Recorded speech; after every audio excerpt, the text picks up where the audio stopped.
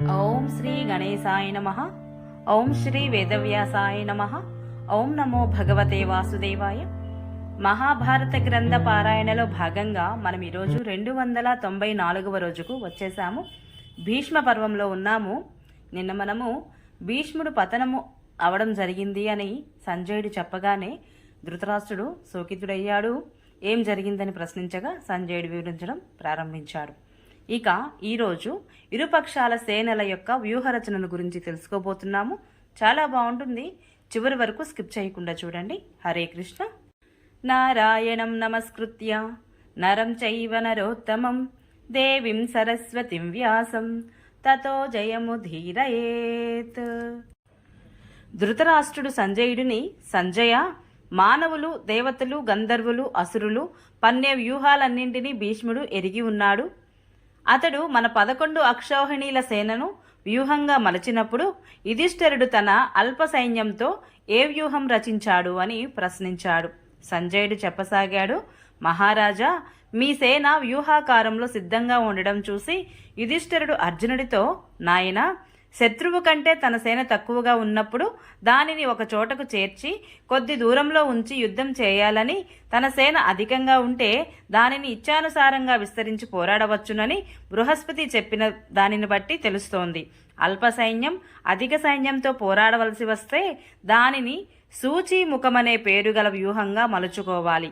మన సైన్యము శత్రువును ఎదిరించడానికి చాలా స్వల్పమైనది కనుక నీవు సరి అయిన వ్యూహాన్ని రచించు అన్నాడు. ఆ మాటలు విని అర్జునుడు, మహారాజా, నేను మీకోసము దుర్భేద్యమైన వజ్ర వ్యూహాన్ని రచిస్తున్నాను. ఇది ఇంద్రుడు చెప్పిన దుర్జయమైన వ్యూహం. అది వాయువేగంలా ప్రబలంగా ఉండి శత్రువుకు దుస్సహంగా ఉంటుంది. యోధులలో అగ్రగణ్యుడైన భీమసేనుడు ఈ వ్యూహంలో మనందరికీ ముందుండి యుద్ధం చేస్తాడు. అతడిని చూడగానే దుర్యోధనుడు మొదలైన కౌరవులందరూ సింహాన్ని చూసిన అల్ప మృగాల వలె పరుగులు తీస్తారు అని అన్నాడు. ఇలా చెప్పి అర్జునుడు వజ్ర వ్యూహాన్ని రచించాడు. సేనను వ్యూహాకారంలో నిలిపి అర్జునుడు వెంటనే శత్రువుల వైపుకు కదిలాడు. కౌరవసేన తమ వైపుకు రావడం చూసి పాండవసేన కూడా నిండుగా ఉన్న గంగానదిలా మెల్లమెల్లగా ముందుకు కదులుతూ కనిపించింది. భీమసేనుడు, దృష్టద్యుమ్నుడు, నకులుడు, సహదేవుడు, దృష్టకేతువు వీరంతా సేనకు ముందు భాగాన నడుస్తున్నారు. వారి వెనుక విరాటరాజు తన సోదరులతో పుత్రులతో కలిసి ఒక అక్షౌహిణీ సైన్యంతో వారిని రక్షిస్తున్నాడు. నకుల సహదేవులు భీముని రథానికి చక్రరక్షకులుగా ఉన్నారు. ద్రౌపది యొక్క 5 కొడుకులు అభిమన్యుడు అతని వెనుక రక్షకులుగా ఉన్నారు. ఈ అందరి వెనుక శిఖండి అర్జునుడి రక్షణలో ఉంటూ భీష్ముడిని పడగొట్టడానికి సిద్ధంగా ఉన్నాడు. అర్జునుడిని రక్షిస్తూ వెనుక మహాబలవంతుడైన సాత్యకి ఉన్నాడు. యుధామన్యుడు, ఉత్తమౌజుడు అతనికి చక్రరక్షకులుగా ఉన్నారు. కేకేయరాజు, దృష్టకేతుడు, బలవంతుడైన చైకితానుడు కూడా అర్జునుడికి రక్షకులుగా ఉన్నారు. అర్జునుడు రచించిన వజ్రవ్యూహం భయాంతకరహితంగా ఉంది. అది సర్వతోముఖమై చూడడానికి భయంకరంగా ఉంది. వీరుల ధనస్సులు మెరుపులలా మెరుస్తున్నాయి. అర్జునుడు స్వయంగా గాంధీవ ధనస్సు చేతబట్టి దానిని రక్షిస్తున్నాడు. ఆ వ్యూహాన్ని ఆశ్రయించి పాండవులు మీ సేనను ఎదిరించడానికి సిద్ధంగా నిలుచున్నారు. పాండవుల చేత సురక్షితమైన ఆ వ్యూహం మానవలోకానికి సర్వదా అజేయం. ఇంతలో సూర్యోదయమైంది. సమస్త సైనికులు సంధ్యావందనం చేయసాగారు. ఆ సమయంలో ఆకాశంలో మేఘాలు లేనప్పటికీ మేఘగర్జనలు వినిపించాయి. గాలితో పాటు వానచినుకులు పడసాగాయి.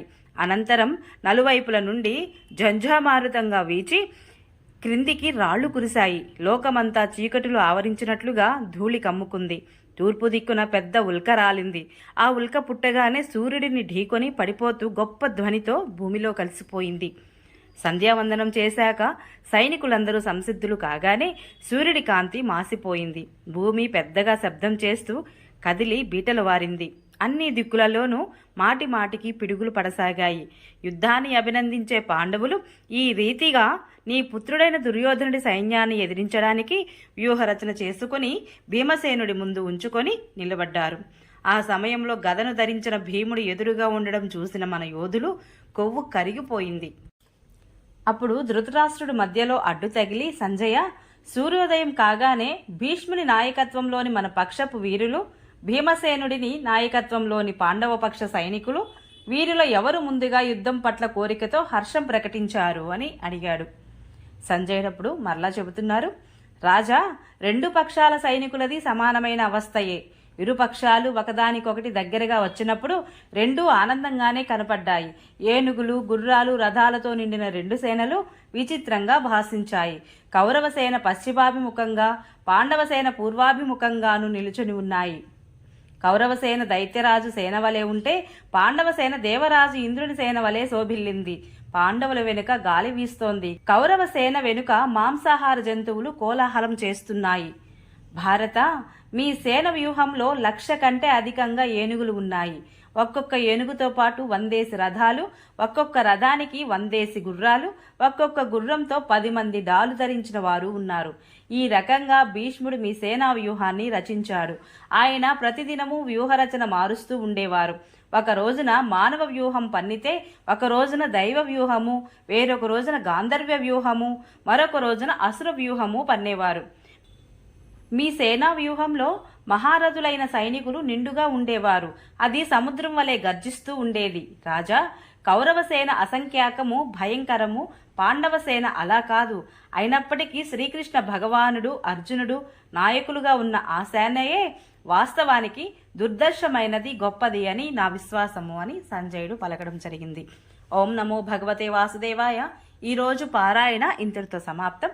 రేపు మనము ధర్మార్జునుల సంభాషణము, అర్జునుడు దుర్గాదేవిని స్తుతించి వరమును పొందుట గురించి తెలుసుకుందాము. ఈ వీడియో మీకు నచ్చినట్లయితే please subscribe my channel, like, share, comment please. Thank you.